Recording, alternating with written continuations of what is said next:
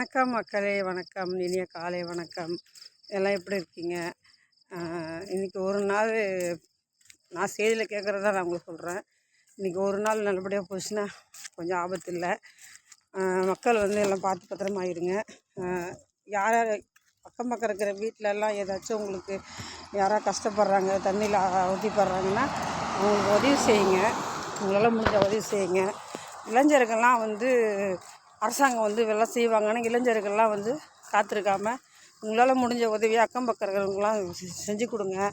பசியாக பட்டினியாக இருக்கிறவங்களாம் முடிஞ்ச அளவுக்கு ஏதாச்சும் உதவி பண்ணுங்கள். எதுவும் நடக்காது.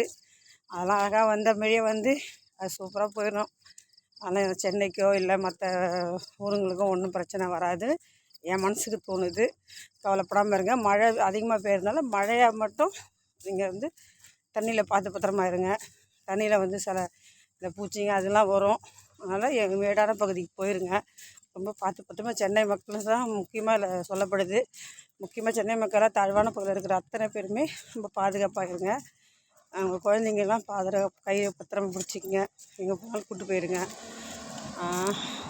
என்ன சொல்கிறது, கவனமாக இருங்க. இந்த 2 நாள், இன்றைக்கி ஒரு நாள் போயிடுச்சுன்னா கொஞ்சம் அப்படியே சரியாயிடும். கவலைப்படாதீங்க. எல்லாமே கடந்து போயிடலாம். வருஷம் பார்க்குறது தானே. வருஷம் கடைசியானா இயற்கைக்கு நம்ம தமிழ்நாட்டு மேலே அவ்வளோ கோபம் ஒரு காட்டுது. ஆனாலும் ஆபத்து கொடுக்காது. ஏன்னா நம்ம தமிழ்நாட்டு மக்கள் நம்ம அந்த அளவுக்கு மக்கள் யாருக்கும் எந்த பிரச்சனை பண்ணலை.